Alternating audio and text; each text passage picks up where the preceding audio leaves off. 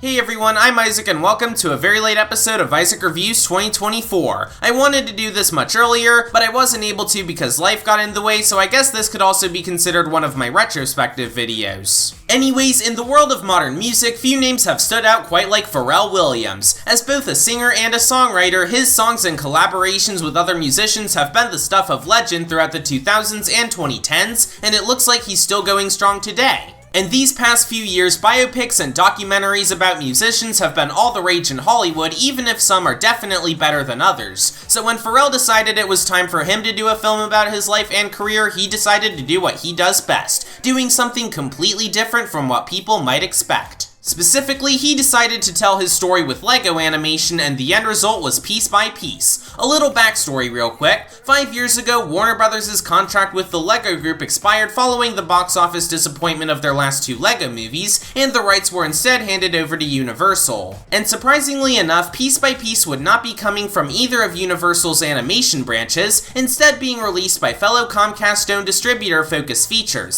So 5 years after we last got a Lego movie on the big screen, it's time for Universal to play with these toys and create a much different type of documentary than what audiences may expect from the genre. It was definitely a novel concept that already set it apart as one of the most unique animated films of the year, but how does it fare as its own movie? Pretty well, I'd say. Like I mentioned earlier, it's an animated documentary about the life of Pharrell Williams, his rise to stardom, and his collaborations with other artists, mainly with his original band the Neptunes. However, I should mention that some of the stuff we're shown in this movie hasn't aged too well, as only a few months prior, Williams had a falling out with former collaborator Chad Hugo after he sued him for the rights to their band. Ouch. But as for what we're shown in the movie itself, it's pretty well made. It already has a super unique presentation as an animated Lego documentary, and it's made even better with some great direction and stellar visuals. It lends itself extremely well to Lego animation and showcases all the music stuff in really cool ways, from the vibrant colors given off by the beats to how they recreate the music videos, to how all the effects are done with Lego pieces like they were in the first Lego movie a whole decade prior. It also has a really nice message about how you shouldn't try to exclusively conform to what society expects from you and instead do what makes you happy. This is showcased through Pharrell himself with all the unique and inventive directions he took his music, breaking the mold for the hip-hop and R&B genres and setting him apart as one of the most noteworthy singers of his time. But that's not to say the movie is without its faults, as it's unfortunately not perfect. And this mainly applies to how for a documentary, it's pretty lacking in emotional vulnerability for its subject.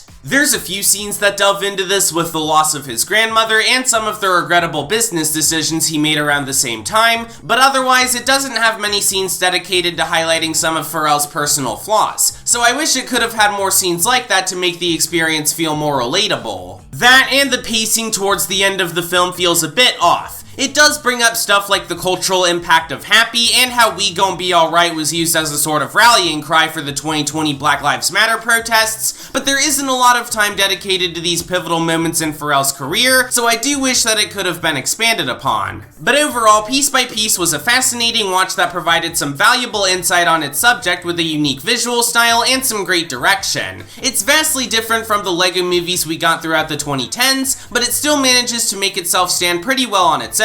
Pharrell Williams fans are sure to get a kick out of this film, and I'd still say it's worth watching if you've been craving for new cinematic Lego content ever since 2019. So yeah, 8 out of 10, good movie. Anyways, thanks for watching this episode of Isaac Reviews 2024, subscribe for more videos like this, and I'll see you all later.